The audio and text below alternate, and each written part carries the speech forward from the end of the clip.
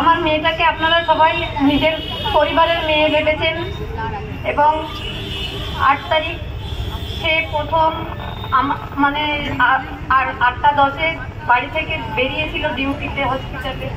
আমি জানতাম না সেদিনই যে ওর লাস্ট ডিউটি বেরোনো হবে এবং রাত্রি 11টার সময় আমার সাথে শেষ কথা হয়েছিল। তারপর আর আমার সাথে কথা হয়নি।